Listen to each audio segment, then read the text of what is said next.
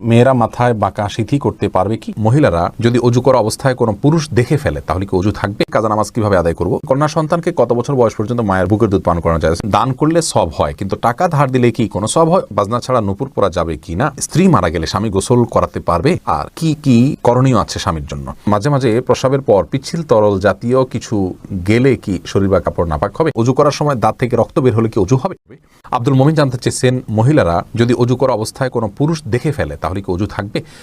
দেখুন ভাই আব্দুল মমিন, অজু করা অবস্থায় কোনো পুরুষ দেখলে অজু ভাঙবে এমন নয়, তবে সেটা যদি ইচ্ছাকৃত দেখেন তাহলে গুনাহ হবে, আর অনিচ্ছাকৃত হলে গুনাহও হবে না, কিন্তু এই দেখার সাথে অজু ভাঙার কোনো সম্পর্ক না, অজু থাকবে ইনশাআল্লাহ। এরপরে আফরিন সুলতান জান্নাত আপনি জানতে চেয়েছেন, বাজনা ছাড়া নুপুর পরা যাবে কি না?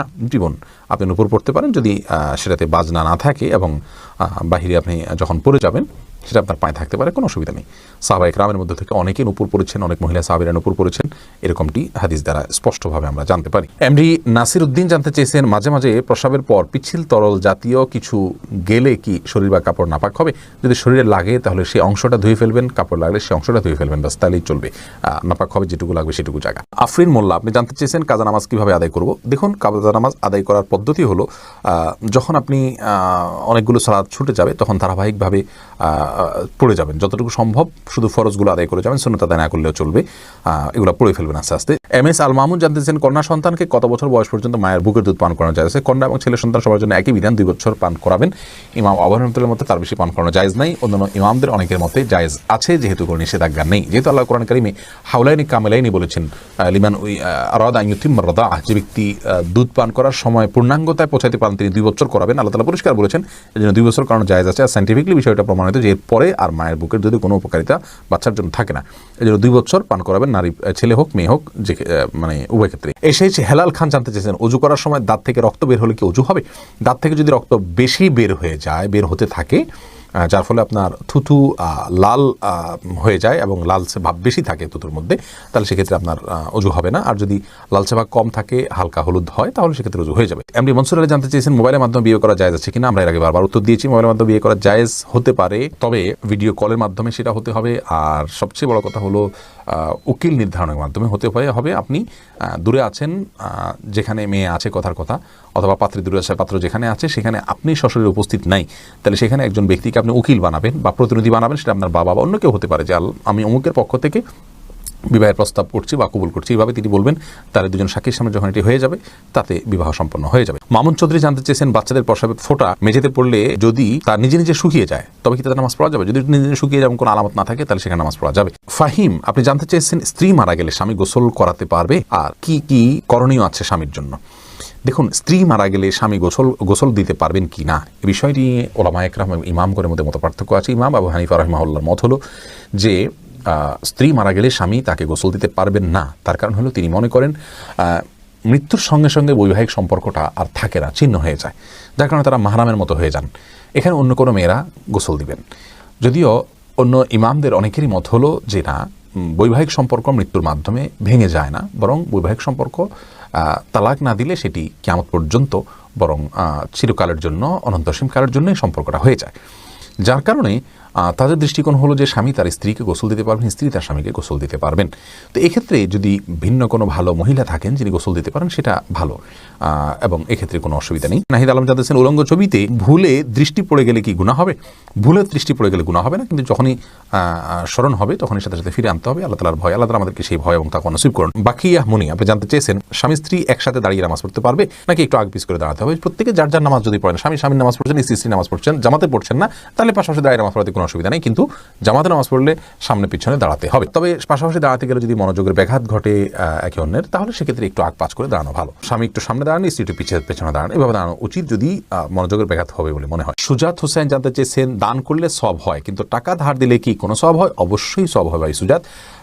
কোনো ক্ষেত্রে দানের চাইতে বরং লোন দিলে তার সওয়াবের পরিমাণ অনেক বেশি হয়। অতএব দান করলে যেমন সওয়াব হয়, মানুষকে হাওলাত দিলেও কিন্তু সওয়াব হয়। আজকাল লোন দিলে মানুষ ফেরত দিতে চায় না, নানামুখী সমস্যা হয়, সেজন্য গ্র্যান্ট হিসাবে, বন্ধক হিসাবে কোনো কিছু রেখে দিতে পারেন আপনি, কিন্তু লোন দেয়া অনেক বড় মাপের একটি ইবাদত এবং সওয়াবের কাজ। মাহফুজ মুন্না আপনি জানতে চেয়েছেন, খাওয়ার সময় ছেলেদের গোপে পানি বা খাবার লাগলে তাকে হারাম হবে?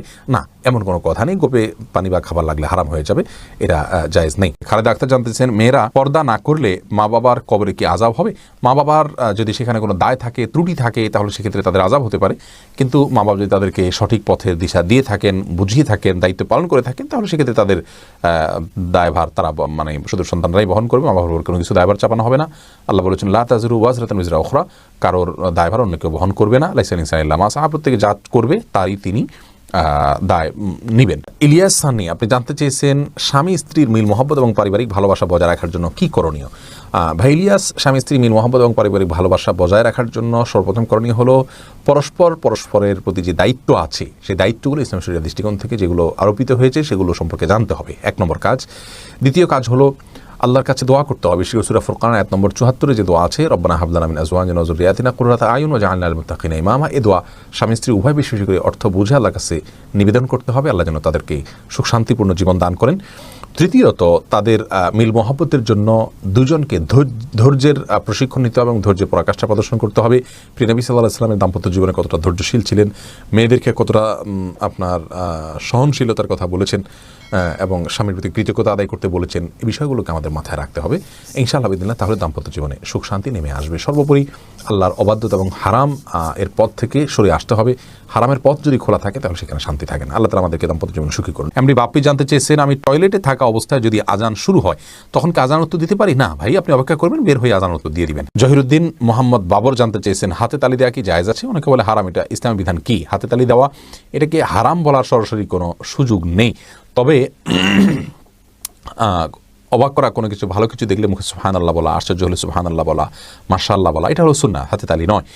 কিন্তু কেউ হাতে তালি দেন তাহলে সেক্ষেত্রে হারাম হয়ে যাবে, এটা মোটেও সঠিক নয়। এমনি মনির ইসলাম জানতেছেন, আজানের আগে সালাত আদায় করা যাবে কি? আজানের আগে সালাত আদায় করা যাবে যদি ওয়াক্ত হয়ে যায়। ওয়াক্ত হওয়ার সাথে সম্পর্ক, আজানের সাথে কোনো সম্পর্ক নেই। নিশাত তাসনিম আপনি জানতে চেয়েছেন, মেয়েরা মাথায় বাঁকা সিঁথি করতে পারবে কি? মুরব্বিদের পক্ষ থেকে বলা হয় যে নারীরা মাথায় বাঁকা সিঁথি যে করে কিয়ামতের দিন পুলসিরাতের রাস্তা খুঁজে পাবে না, তাকে বাঁকা রাস্তায় চলতে হবে না, এরকম কথা কোনো দেশে আছে বলে আমি জানি না যে বাঁকা রাস্তায় চলতে হবে পুলসিরাতে, এরকম কোনো কথা নেই। তামান্না ইসলাম সেতু আপনি জানতে চেয়েছেন, মেয়েদের কি পশু পাখি জবাই করা জায়েজ আছে? বোন, অবশ্যই জায়েজ আছে। মুরগি, হাঁস, এই জাতীয় পশু পাখি, গরু, এগুলো জবাই করার ক্ষেত্রে অনেক উদাহরণ আমাদের সমাজে আছে। যেমন ভাই বোন দুজন মিলে একসাথে গরু জবাই করতে পারবেন না শেয়ারে। তারপরে আপনার মেয়েরা গরু বা ছাগল বা কোনো পশু জবাই করতে পারবেন না। গোসল ফরজ অবস্থায় গরু ছাগল জবাই করা যাবে না। স্বামী স্ত্রী একজন ধরবেন না, একজন জবাই করবেন, এভাবে করা যাবে না। এরকম নানাবিধ কথা আমাদের সমাজে প্রচলিত আছে। এগুলো সবগুলো ভ্রান্ত ধারণা। ছেলেরা যেমন জবাই করতে পারবেন, মেয়েরাও কিন্তু সেভাবে আপনার জবাই করতে পারবেন, কোনো অসুবিধা নেই। জবের যে শর্ত আছে বিসমিল্লাহ আল্লাহু আকবার বলে জবাই করে ফেলবেন। রবিউল ইসলাম জানতে চেয়েছেন, কোনো কিছুতে পা লাগলে সালাম করা কি জায়েজ? না ভাই, কোনো কিছুতে পাও লাগলে সেখানে হাত দিয়ে সালাম করতে হবে। হাত দিয়ে যদি সালাম হয় না, পা ছুঁয়ে এটাকে সম্মান করতে কোনো কথা নেই। কিন্তু আমাদের সমাজ যেহেতু পাও লাগাটাকে অসম্মান মনে করা হয়, এটা ওরফ, আর ওরফের একটা এতেবার এবং গ্রহণযোগ্যতা ইসলামী শরীয়তে আছে, যার কারণে কারোর গায়ে পাও লাগলে সেটা লাথি দেওয়ার সাথে কিছুটা সাদৃশ্যপূর্ণ হওয়ার কারণে আমাদের সমাজ এটাকে দূষণীয় মনে করে। আরবেনরা দূষণীয় মনে করে না, তারা জন্য পাও লাগলেও এটাকে কিছু মনে করে না। তো আমাদের সমাজে যদি দূষণীয় মনে করা হয়, সেহেতু যার গায়ে পাও লেগেছে তাকে যদি আপনি একটু টাচ করে আপনি আসলে পাও লাগাতে চাননি, হাত লাগাতে চেয়েছেন অথবা অশ্রদ্ধা করতে চান, এটা বোঝাতে চান, তাহলে সেটা ঠিক আছে, এটাতে দোষের কিছু নেই। তবে এর মানে এই নয় যে তাকে আপনি সালাম দিবেন।